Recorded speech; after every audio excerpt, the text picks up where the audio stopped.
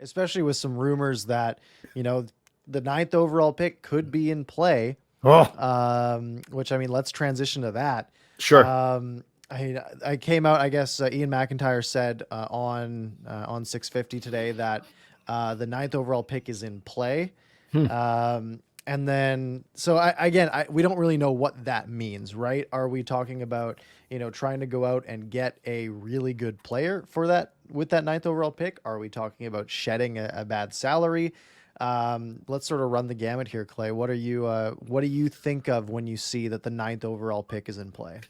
I want them to keep it, Parker. I really do. You kind of hinted at it. Once you have Rathbone and Podkolzin playing on the big club this year, who really do you have? Like, I'm interested in Aiden McDonough. I'm interested in Jet Wu, but these aren't game breakers. These aren't franchise changers.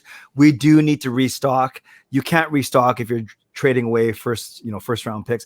I get that it might help bring in a free agent. I get that it might help Jim Benning be aggressive, but all things being equal, if they say that there are 9 guys that they like and they have the 9th overall pick, they're going to get a guy they like, supposedly. And if a surprise guy goes, we've talked about this last 2 podcasts, then they might have a choice of 2 or 3 guys. So in my heart of hearts, I want them to keep it. I can understand why they're thinking about it, but I want them to keep it.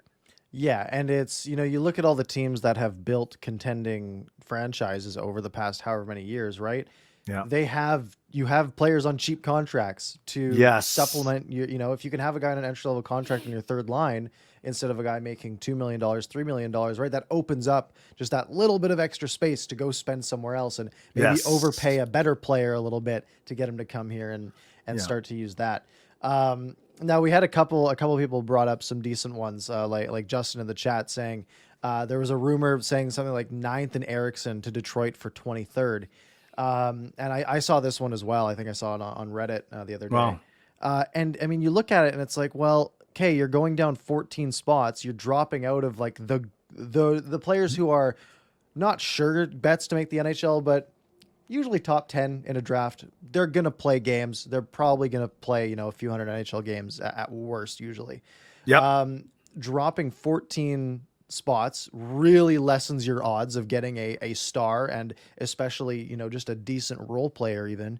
To get rid of the last year of Louis Eriksson's contract, to me, it just seems like, it's just, again, mortgaging the future to try to make your team a little bit better this year. Look, it's $6 million for one more year. Yeah. You said the general manager has said we're 2 years away anyways. Who cares about this year then? Let's send him down to the AHL. It's not a $6 million hit. It's a $5 million hit because you can send $1 million down. At that point, is $5 million on your cap for 1 year really worth dropping 14 spots, especially if you still have Beagle, Roussel, all the Luongo recapture. You still have all these things on the books for 1 more year. Let's just wait till next year when all that money gets freed up.